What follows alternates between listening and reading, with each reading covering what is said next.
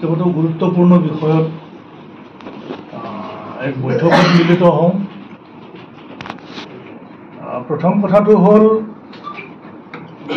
অসমৰ খিলঞ্জীয়া ভূমিপুত্ৰসকলৰ ভূমি ৰক্ষণাবেক্ষণৰ কাৰণে 1947 চনতেই তদানীন্তন অসমৰ মুখ্যমন্ত্ৰী, তেতিয়া প্ৰধানমন্ত্ৰী বুলি কোৱা হৈছিলে, গোপীনাথ বৰদলৈ, লোকপ্ৰিয় গোপীনাথ বৰদলৈৰ দিনতেই গঠন কৰা ট্ৰাইবেল বেল্ট ব্লক, অৰ্থাৎ অসম ভূমি আৰু ৰাজহ আইনৰ 10ম অধ্যায়ক দশম অধ্যায় এটা সংযোজন কৰি অসমৰ খিলঞ্জীয়া জনজাতি, শিডিউল কাষ্ট আৰু অন্যান্য পিছপৰা শ্ৰেণীৰ লোকৰ, সহজ সৰল লোকৰ ভূমি সুৰক্ষিত কৰিবৰ কাৰণে আইন সংযোজন কৰি পেলাই তেতিয়াৰে পৰা 1989 চনলৈকে সৰ্বমুঠ 47টা ট্ৰাইবেল বেল্ট ব্লক গঠন কৰা হৈছিল।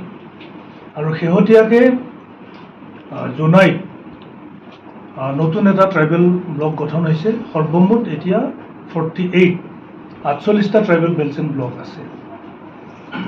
আৰু আমি শেহতীয়াকৈ জানিব পাৰিলোঁ যে অসম চৰকাৰে এই যে চেপ্টাৰ 10ৰ অধিনিয়ম বা যিখিনি নিয়মাৱলী আছে, যিখিনি আইন আছে, সেইখিনি সংশোধন কৰিব বিচাৰিছে।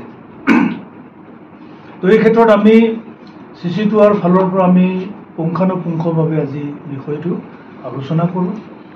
আৰু আলোচনা কৰি চৰকাৰক আমি দাবী জনাওঁ যে যিটো আয়োগ গঠন কৰিছে, এই আয়োগৰ সৈতে অসম চৰকাৰ, আয়োগ আৰু CC2R মাজত এটা ত্ৰিপাক্ষিক বৈঠক অনুষ্ঠিত কৰিব লাগিব। আয়োগে প্ৰতিবেদন দাখিল কৰাৰ পূৰ্বেই এই বৈঠকটো অনুষ্ঠিত হ'ব লাগিব। এইটো প্ৰথম দাবী।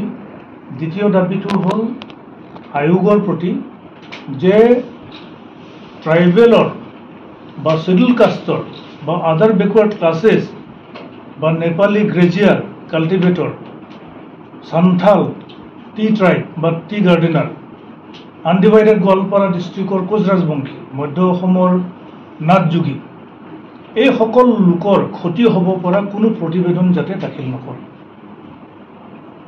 অৰ্থাৎ বৰ্তমানৰ প্ৰটেক্টেড সুৰক্ষিত শ্ৰেণীৰ ক্ষয় ক্ষতি হ'ব পৰা কোনো ধৰণৰ প্ৰতিবেদন দাখিল নকৰিবলৈ আমি আয়োগক আহ্বান জনাইছোঁ। আৰু একেখিনি সময়তে অসম চৰকাৰক 5th শিডিউল বা 6th শিডিউলৰ দৰে ভাৰতীয় সংবিধানৰ 5ম অনুসূচী আৰু 6ম অনুসূচীৰ অধীনত যেনেকৈ ট্ৰাইবেল এৰিয়া সুৰক্ষিত কৰা হয়, ঠিক তেনেকৈ চেপ্টাৰ 10ৰ অধীনত গঠন কৰা ট্ৰাইবেল বেল্ট ব্লকবিলাককো এটা সাংবিধানিক ৰক্ষা কৱচ প্ৰদান কৰিব লাগে। এইটো চিল কৰি দিব লাগে।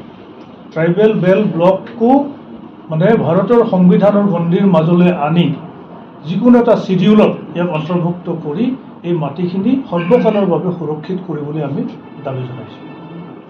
এইটো হৈছে মূল কথা।